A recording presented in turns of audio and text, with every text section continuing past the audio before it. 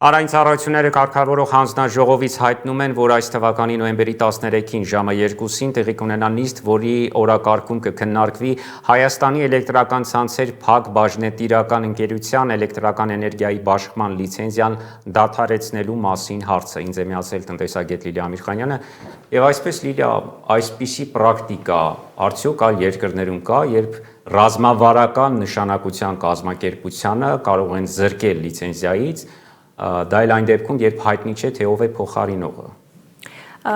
Վերջին հարցադրումը շատ կարևոր էր, որովհետև եթե մենք միջազգային պրակտիկային անդրադարձ կատարում, ապա կարող ենք նշել Վենեսուելայի, Արգենտինայի, իդեպ միջազգային չհաջողված պրակտիկային բացասական փորձին, բայց անգամ այդ երկրների պարագայում այդ բացասական փորձը հետևանքների մասին խոսենք իհարկե, բայց կար նպատակ ազգայնացնելու եւ ընդ որում այդ նպատակի ներքո էլ օրինակ Վենեսուելայի պարագայում ճգնաժամային իրավիճակը հաղթահարելու համար էներգետիկ ոլորտի կազմակերպությունների ազգայնացման համար իրականացվող լիցենզիաների զրկումը եւ այլն։ Արգենտինայի պարագայում նույն էլի մասնավոր հատվածի որոշակի արդյունավետության կարգավորման եւ այլն։ Այսինքն անգամ այդ բացասական փորձերը, որոնք հանգեցրեցին մեկի դեպքում ֆինանսական շուկաների փլուզում, մյուսի դեպքում հիպերինֆլյացիայի երկարաժամկետ խնդիրներ եւ այլն, հայտարարված նպատակը տնտեսապես գոնե այդ ժամանակ նպատակի հայտարարման ընթացքում տնտեսապես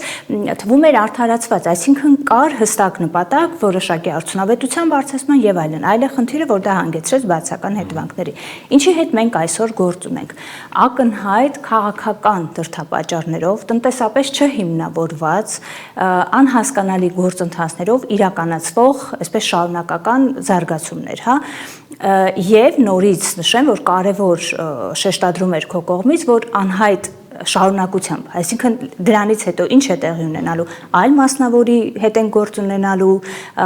ազգայնացման գործընթացի հետ ենք գործ ունենալու։ Ինչ-որ ժամանակահատված է տրվելու գործող կազմակերպությանը մինչև դա ժամանակավոր լուծման մասին է, գլոբալ լուծումը որպես այդպիսին հստակություն չկա։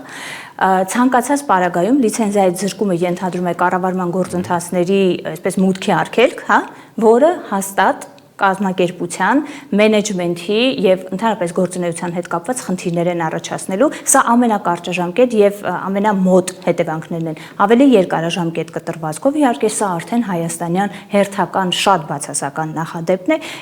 մասնավոր ուրեմն կապիտալի նկատմամբ ոտնձգության, կապիտալի վերաբաշխման հնարավոր եւ ընդհանուր առմամբ մեսիջ, որ ցանկացած ներդրումային ծրագրի նախագծի հետ կարող է տեղի ունենալ այն, ինչ այսօր տեղի է ունենում HEC-ի հետ։ Ես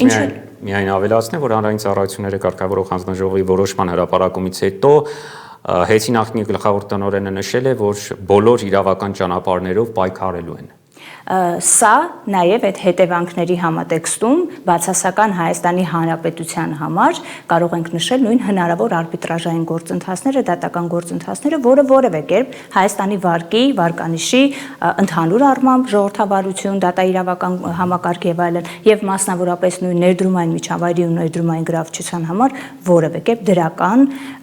եւ լավ որևէ նախադեպի մասին չի խոսում։ Հետևանքները անգամ եթե մենք այսօր ունենանք իրավիճակ, երբ նույն հանրային ծառայությունները կարգավորող հանձնաժողովը այսպես տեսականորեն պատկերացնենք, որ հրաժարվում է, հա, այդ հարցը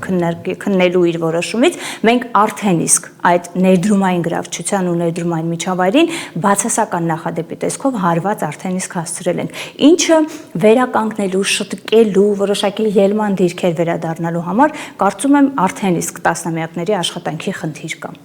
Այսօր ինչ խնդրի մասին ես խոսելու, այս խնդրից զատ։ Մենք կխոսենք այսօր արդյունաբերության շարունակական անկման մասին, փորձելով հասկանալ գործ ունենք պարզապես վիճակագրական համեմատության հետ, թե իրականում տնտեսության, այդ թվում կառուցվածքի հետ կապված լուրջ եւ խորքային խնդիրներ ունենք։